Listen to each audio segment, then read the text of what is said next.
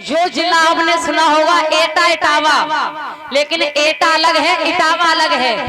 एटा से इटावा कम से कम 125 किलोमीटर का फर्क है, और हमारा डिस्ट्रिक्ट एटा है और इटावा बहुत आगे। तो इटावा जिला के पास एक नगर पड़ता है जो आज के पीरियड में कस्बा बन चुका है, जिस कस्बे का नाम है कुदरकोट, कुंदनपुर, कुंदनपुर। और जिस वक्त ये उस कुंदनपुर में राजा भीष्म राज्य करते थे, जिनके 5 बेटा थे, एक बेटी थी रुक्मणी। वही कुंदनपुर आज के पीरियड में कस्बा कुदरकोट बन चुका है, जिला इटावा के पास। जिस कुदरकोट में रुक्मणी तीर्थ धाम मंदिर है, जहां कन्हैया ने अपने रथ को ले जाकर खड़ा किया था, रुक्मणी को लेके आए। आज उस मंदिर में बहुत ही पूजा होती है, रुक्मणी तीर्थ धाम बन चुका है। और वो महाराज तो उन्हीं की बेटी का नाम था रुक्मणी, मगर उनकी बेटी नहीं थी, 5 बेटा थे। तो वो ये कहकर कहा करते थे, विदर्भ देश में ये पड़ रहा था कुंदनपुर, कि मेरे 5 बेटा हैं, एक बेटी भगवान दे दे। तो ये आदि शक्तियां हैं, मंदिर में पूजा करने गए, छपरिया में रखी हुई बेटी मिल गई और बेटी को ले आते।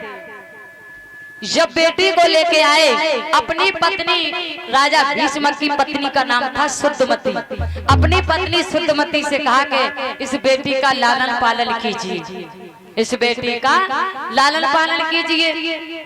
तो आज उस बेटी का जब लालन पालन होने लगा, नामकरण संस्कार हुआ, तो देवर्षि नारद ने उसका नाम रखा था रुक्मणी।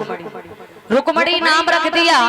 मेरे श्रोतागण बंधुओं, धीरे धीरे जब रुक्मणी बड़ी होती है तो उन्होंने कहा कि जो इस रुक्मणी का विवाह होगा वो विवाह होगा द्वारकाधीश भगवान कन्हैया के साथ। तो राजा भीष्म की खुशी का ठिकाना नहीं रहा। क्यों? मेरे आंगन में त्रिलोकीनाथ नारायण के अवतारी भगवान कन्हैया दूल्हा बन करके आए हैं। उन्होंने कहा तेरा तो भाग्य ही अलग है। अरे राजा, तेरे आंगन में जगत जननी मैया सीता आई हैं अवतार लेके, लक्ष्मी मैया की अवतार है ये लड़की, और देवी तेरे घर में है, देवता दूल्हा बन करके आएगा। तो राजा की खुशी का ठिकाना नहीं रहा,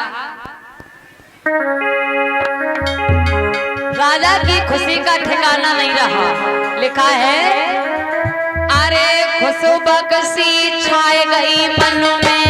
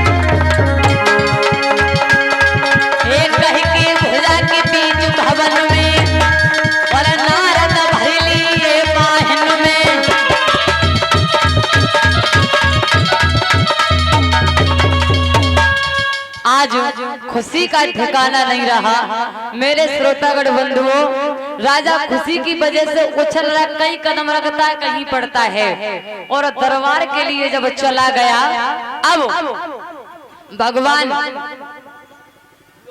कन्हैया का बचपन से ही रुक्मणी ध्यान रखती है। जिस दिन से अवतार लेके आई है उस दिन से कन्हैया का ही ध्यान करती है, बचपन से। एक दिन रुक्मणी सहेलियों के साथ खेल रही थी, तो सहेलियों से रुक्मणी ने कहा, उसे थोड़ा सा अद्भुत हुआ कि ये माया बिसूर रही है, मगर मायापत का दर है, इसके मालिक मायापत। मेरी समझ में ये नहीं आ रहा, भगवान का तो अवतार हो चुका है, लड़कियों के साथ खेलती है, नाचती है, कूदती है, खाती है, पीती है, उठती है, बैठती है, मगर एक ही रटन है भगवान कन्हैया की बारी। मेरे श्रोतागण बंधुओं, इधर क्या होता है, श्री सुखदेव जी समझाते हैं कि हे उत्तरानंदन परीक्षित, आज जब धीरे धीरे समय बीता तो रुक्मिणी चलते चलते 12 वर्ष की हो जाती है। जब रुक्मिणी धीरे धीरे 12 वर्ष की हुई और इधर बताया जाता है जब रुक्मिणी 12 वर्ष की हुई, राजा महाराज बड़ी खुशियां मना रहे हैं। और पहले के ये नियम थे कि धर्म विवाह हुआ करते थे, धर्म विवाह। तो जैसे ही रुक्मिणी 12 वर्ष की हुई और तभी उन्होंने इसकी शुरुआत कर दी, अब हमारे बिटिया के लिए कोई व्रत रचना चाहिए।